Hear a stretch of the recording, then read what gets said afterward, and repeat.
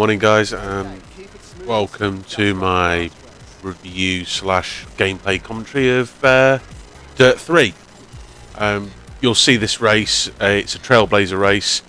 I am using full damage, I am using braking line only, just because I don't know all the tracks yet, and you'll notice that I do crash it a couple of times and use a couple of flashbacks.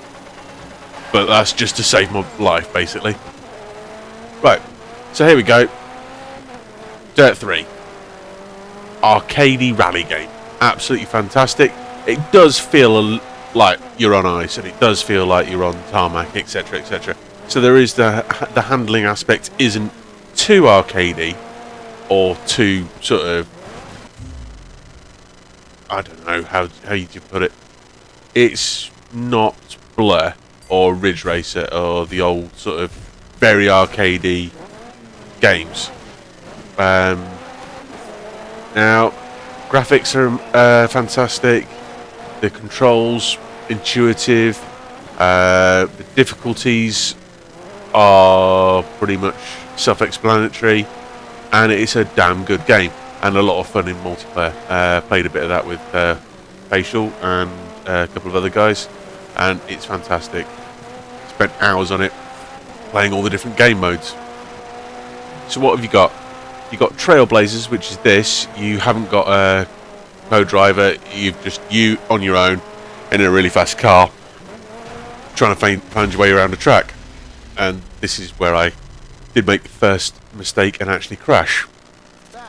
That was only a 38 G-force impact, so not too bad. But anyway, what was I saying?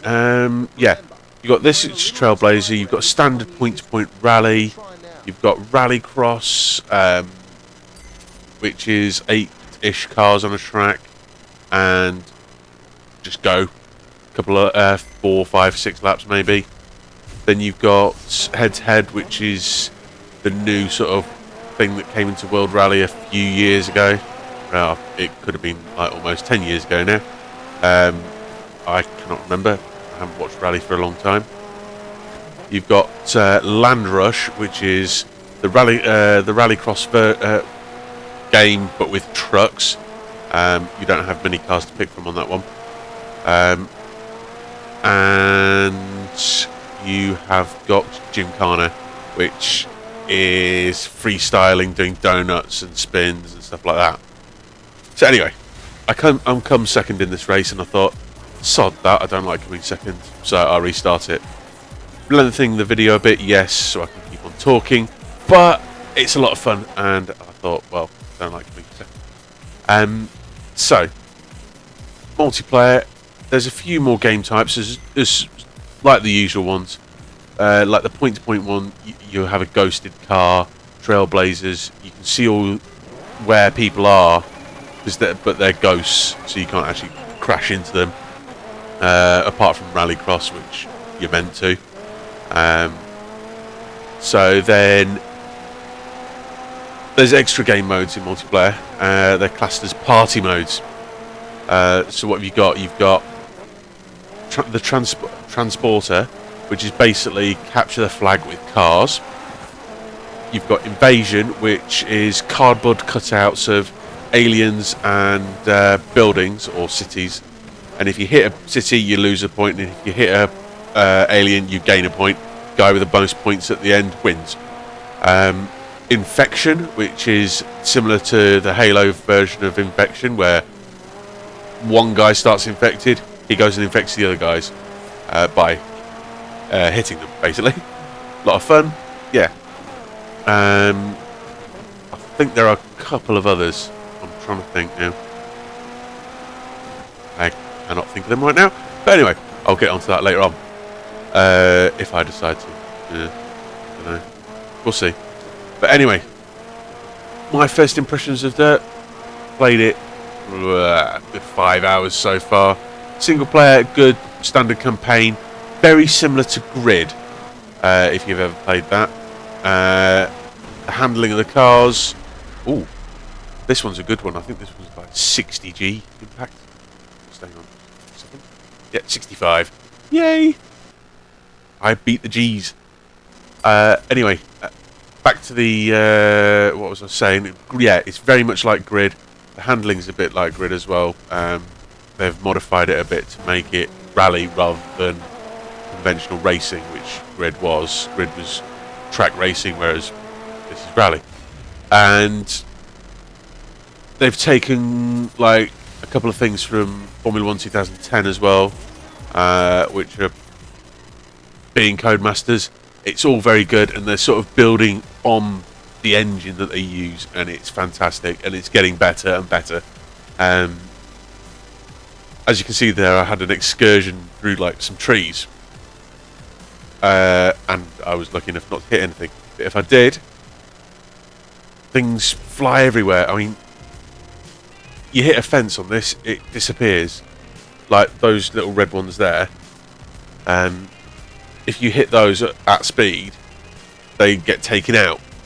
And stuff like that. And the car damage is realistic as well. You hit somebody with your wing, it will fly off. You make your doors fly off. You make this and this and this happen. It's a lot of fun. I'm going to keep saying fun because it is. The weather situation sometimes is whoa. Oh yeah, I did use a flashback on this one because that was a bit nasty of a start. But anyway, yes, the weather conditions are fun. When you're on snow with trucks, it's amazing. That's the other game mode, cat and mouse. You have teams basically, and one guy on your team is a Mini Cooper.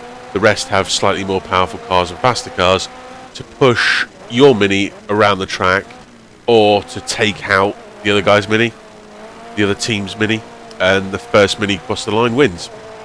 I used to play a version of that on Project Gotham 2, even though it wasn't a game type.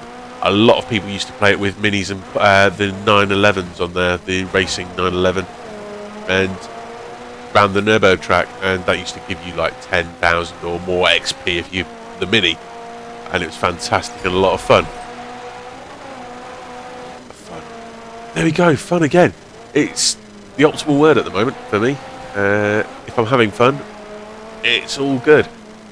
I was a bit scared of this race because I was behind, not at this point, but the checkpoint before. And this one I was only a second ahead. I think I ended up winning by 2. So we're coming to the end of the video. We're coming to the end of the race. I have to say, Grid is good. Grid. Dirt is very good. Very similar to Grid, just the different style of racing. And I think it's got legs, basically. It's going to keep me entertained for a couple of months, try and get some of the Achievos, and see where it goes. I'm not going to give it a rating, because people go, oh, that's a shit rating, or that's a good rating, that's too good for this game, etc, etc. So I'll just say bye for now, thanks for listening.